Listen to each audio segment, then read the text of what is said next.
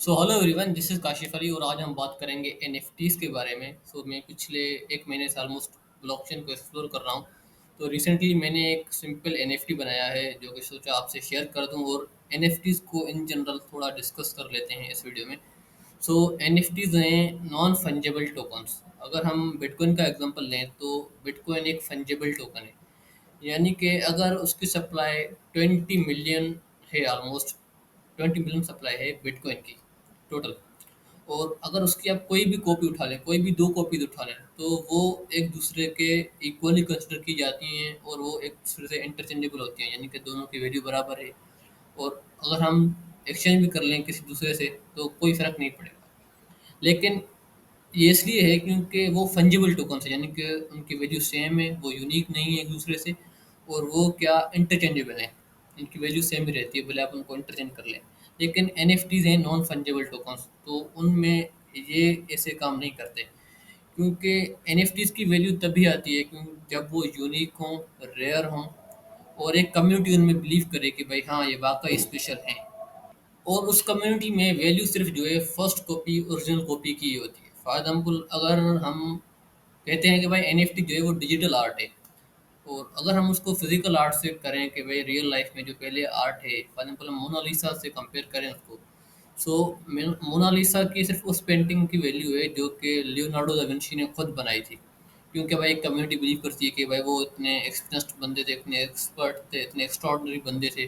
उन्होंने इतने बारीकी से एक पेन से ये सारी इतनी अच्छी पेंटिंग बनाई, और इसलिए उसकी वैल्यू है, क्योंकि एक तो वो यूनिक है, पुरानी है, एंशंट है, और क्या एक कम्युनिटी बिलीव करती है।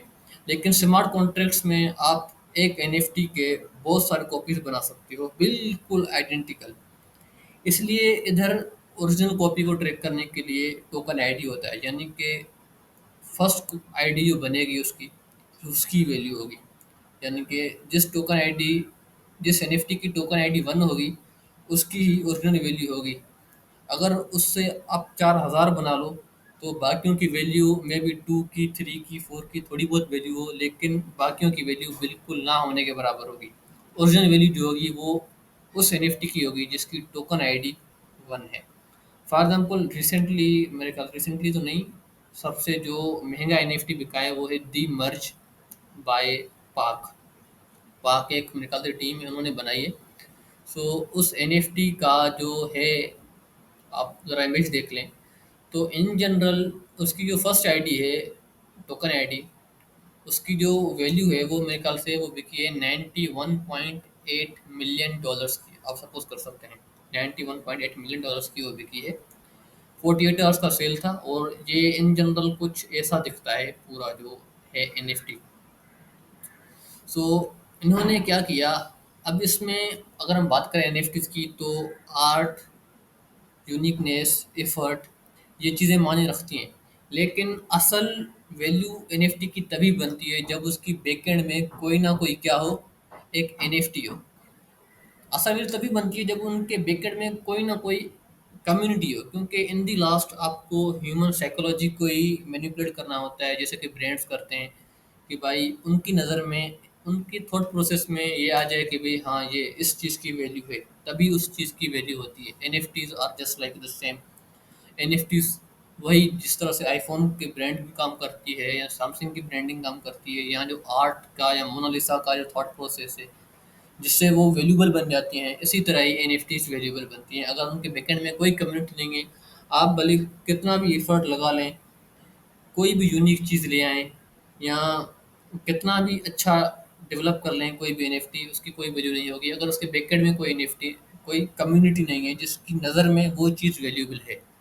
तो सिंपली डी मर्ज इन्होंने क्या किया था, ये 91.8 मिलियन डॉलर का इसलिए बिका क्योंकि इन्होंने एक ऐसा साइकोलॉजिकल गेम खेला था कि भाई एक स्टेटस गेम क्रिएट हो गया था। जो बड़े बड़े वेल्स हैं, एनएफटी वेल्स जो हैं या जो क्रिप्टो में वेल्स हैं, उनमें एक कंपटीशन क्रिएट हो गया कि भाई, मतलब कि जैसे स्टेटस गेम हो जाता है कि भाई जिसके पास ज़्यादा एनएफटी होगा, जिसके पास उसका ज़्यादा पार्ट होगा, उसको एक टाइटल दिया गया। बेसिकली जो टॉप 1 है उसको कहा, उन्होंने टाइटल दिया अल्फ़ा का। तो उस अल्फ़ा के रेस में ही जो बड़े-बड़े व्हेल्स थे, उन्होंने ज़्यादा से ज़्यादा बिड करना शुरू कर दिया। तभी 48 आवर्स में इसकी वैल्यू 91.8 मिलियन डॉलर्स तक हो गई। उसके अलावा ये एक डायरेक्ट एनएफटी इन्होंने नहीं बनाया, इन्होंने इस एनएफटी को मेरे ख्याल से थाउजेंड्स ऑफ पार्ट्स में डिवाइड कर दिया और हर पार्ट को एक मास बना दिया। जो जितना मास खरीदेगा उसको इसका उतना पार्ट बन के दिखाई देगा अपने वॉलेट में।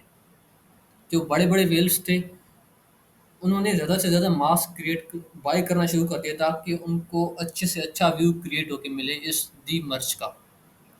तभी एक यूनिक चीज़ हुई, फर्स्ट ऑफ ऑल इन्होंने इसको गेमिफाई कर दिया, एज ए गेम बना दिया इसको कि भाई ज़्यादा से ज़्यादा मास खरीदो और ज़्यादा से ज़्यादा अच्छा व्यू लो इस एनएफटी का।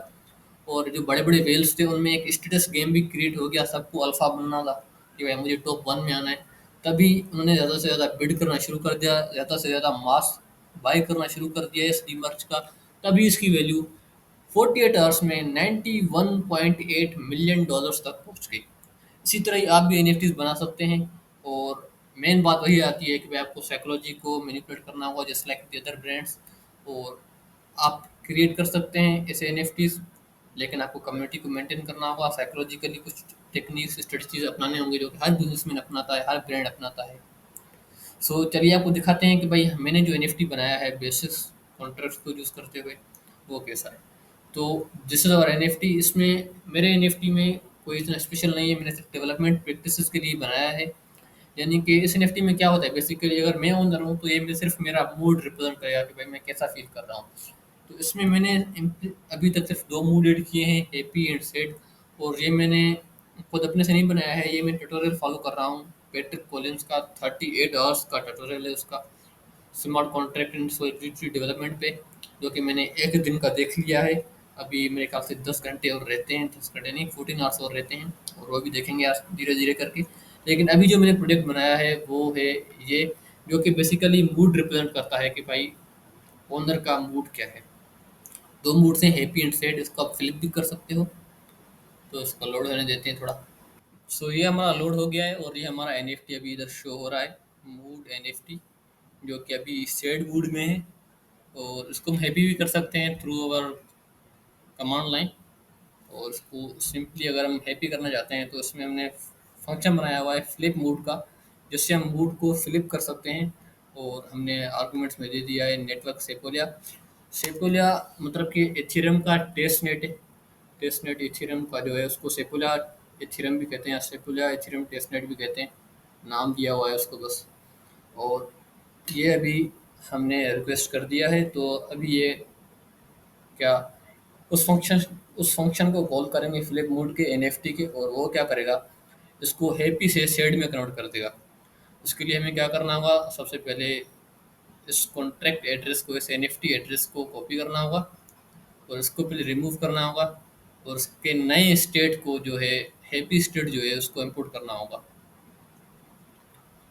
लेकिन सिंपल रिफ्रेश ही करना होगा। तो उससे पहले हमने नेटवर्क सिलेक्ट किया है और ये मिनट में नहीं है, सेपोलिया एथेरियम टेस्ट नेट पे है, मेन नेट पे नहीं है अभी तक।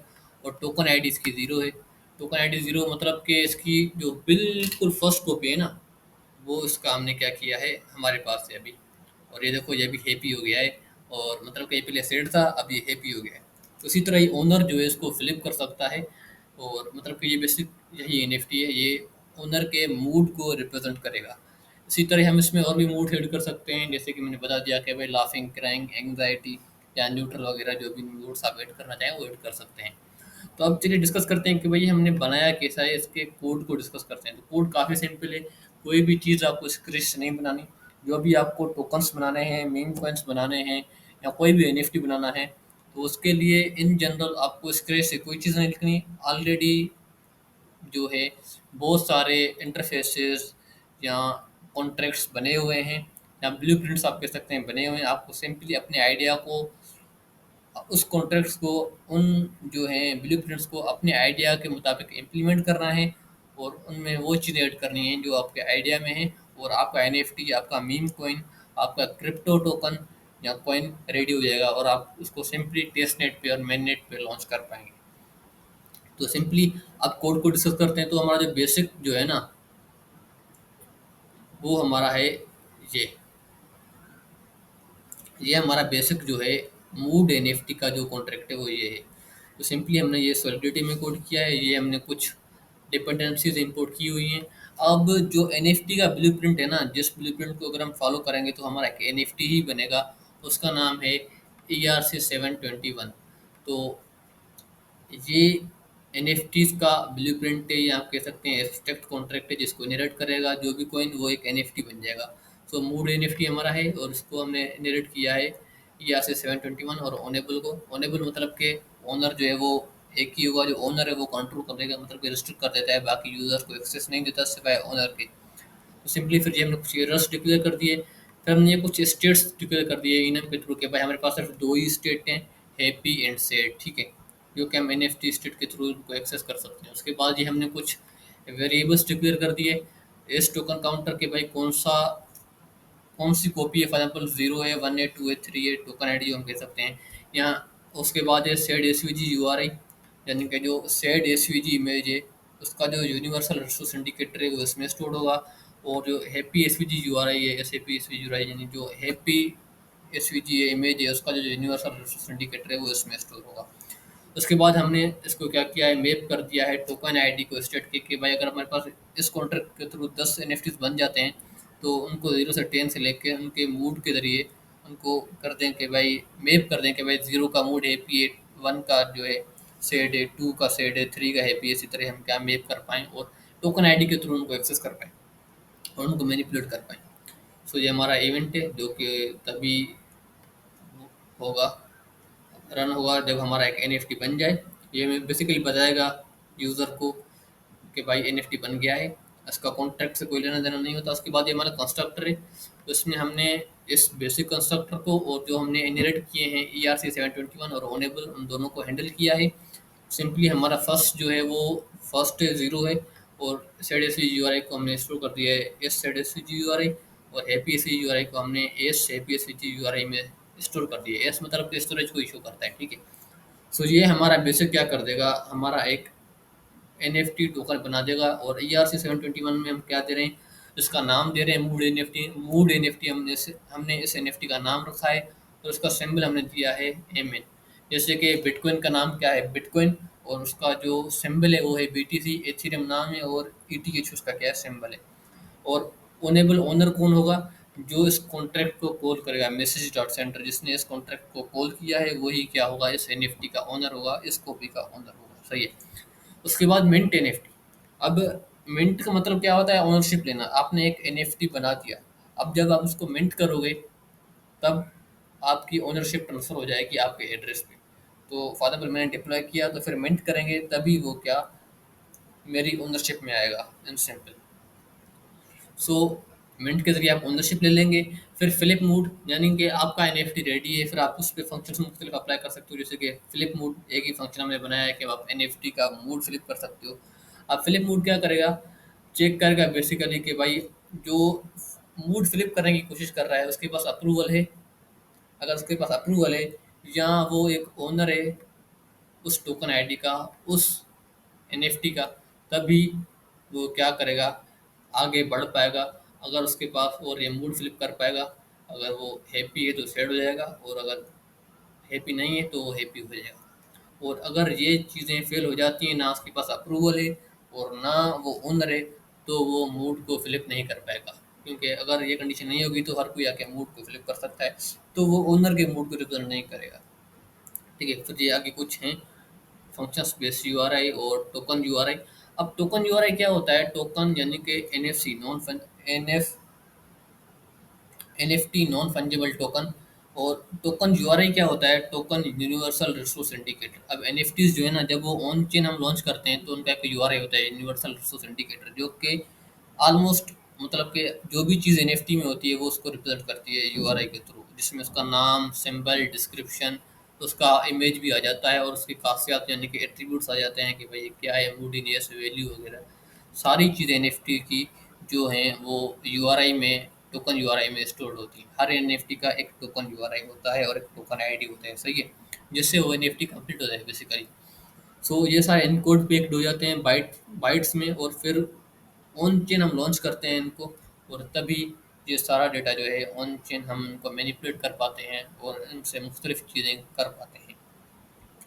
उसके बाद ये है हमारा बेसिक एनएफटी का जो कॉन्ट्रैक्ट है। उसके बाद हमने एक स्क्रिप्ट लिखा है डिप्लॉय मूड स्क्रिप्ट के बेस को डिप्लॉय जब करेंगे तो कैसे करेंगे उसके लिए जो हमने एक स्क्रिप्ट लिखा है।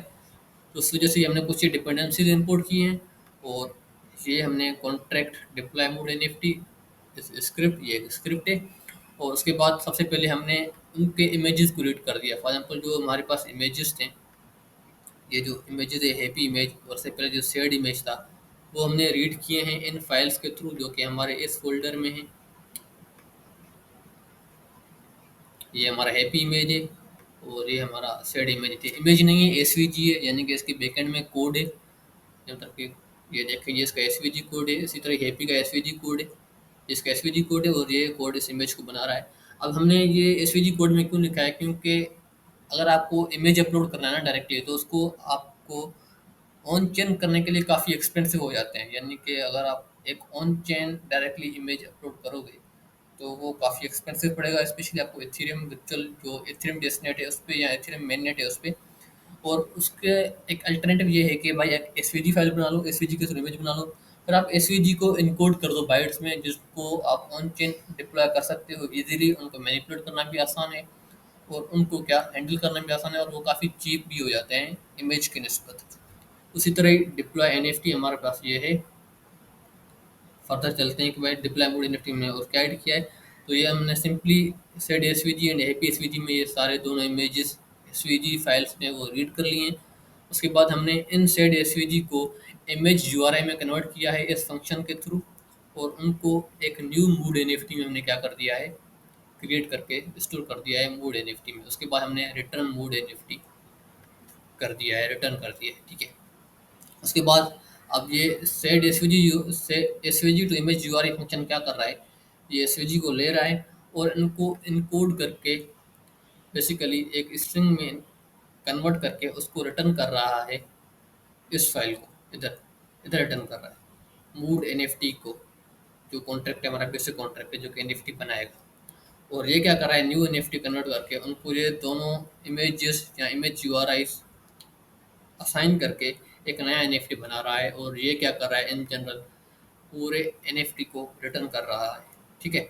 यानी कि एक नया एनएफटी बना के रिटर्न कर रहा है, और उसी का और इस फाइल का मकसद ही यही है, डिप्लॉय मूड एनएफटी, यानी कि एक नया एनएफटी डिप्लॉय करो, एक नया एनएफटी बनाओ, ठीक है। सो यही इन जनरल चल रहा है, आप देख सकते हैं। बस यही दो बेसिक फाइल्स थी जिससे आप एक एनएफटी बना सकते हो अपने हिसाब से, ठीक है। उसके बाद और भी कुछ फाइल्स हैं, जैसे कि ये एक टेस्ट होता है कि भाई आप टेस्ट करो कि भाई आपका एनएफटी सही काम कर रहा है नहीं कर रहा है। तो ये सारे हमने टेस्ट भी बनाए हुए हैं कि भाई ड्यूरिंग डेवलपमेंट आप साथ साथ टेस्ट भी करते रहो कि भाई हम सही ट्रैक पे जा रहे हैं या नहीं जा रहे हैं। तो यही बस बेसिक दो चीज़ें होती हैं कि भाई आपको एक कॉन्ट्रैक्ट बनाना है और उसको डिप्लॉय करना है, और वो भी आपको स्क्रैच से कुछ नहीं बनाना, ऑलरेडी बिल्ट इन ब्लूप्रिंट्स पड़े हैं। सिंपली आपको उन्हें यूज़ करना आना चाहिए, और आपको एक बेसिक नॉलेज हो तो आप एनएफटी मीम कॉइन टोकन्स कुछ भी बना सकते हैं। अब इसका अगर हम बिजनेस पॉइंट ऑफ व्यू की बात करें तो भाई हम कुछ भी बना सकते हैं, एनएफटी भी बना सकते हैं और टोकन्स भी बना सकते हैं, ये कोई इतनी बड़ी बात नहीं है। असल जो चैलेंज आता है क्रिप्टो बिजनेसेस में, तो वो मार्केटिंग में ही आता है कि भाई आप एक कम्युनिटी डेवलप करें जो कि इनको बाय सेल करे ट्रेड करे, तभी आप प्रॉफिट अर्न कर सकते हैं एज एन एंटरप्रेन्योर या as a businessman. So main फिर वही साइकोलॉजी की बात आ जाती है यहाँ, जो है ह्यूमन एंड की बात आ जाती है कि भाई आप एज ए बिजनेसमैन कौन सी स्ट्रेटजीज कौन सी टेक्निक्स अप्लाई करते हुए कम्युनिटी ट्रस्ट बिल्ड करने में, ताकि आप इससे फाइनेंशियली कुछ अर्न कर पाएँ या पैसे कमा पाएँ। So that's it. सो यही थे बैकएंड में कि भाई एक एनएफटी कैसे डेवलप किया जाता है और उसको डिप्लॉय कैसे किया जाता है। और टेस्टनेट पे आप देख सकते हैं कि ये कोई इतना डिफ़िकल्ट चीज़ नहीं है कि आप इसको कर सकें ना कर सकें।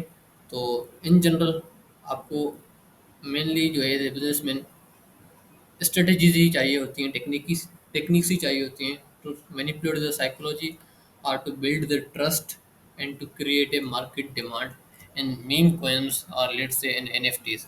अब एक अकॉर्डिंग टू गूगल, मैंने गूगल पे सर्च किया था कि भाई 95% एनएफटीज जो हैं उनकी वैल्यू ही नहीं है कोई। उनकी वैल्यू क्यों नहीं है, क्योंकि उनके बैकएंड में कोई कम्युनिटी नहीं है जो उनको सपोर्ट करे, जो उनको बाय सेल ट्रेड करे। तभी उनकी कोई ना कोई वैल्यू बनेगी। अगर कम्युनिटी नहीं है तो उनकी वैल्यू नहीं बनेगी। So that's all for today, and that's all in this video. Thanks for watching.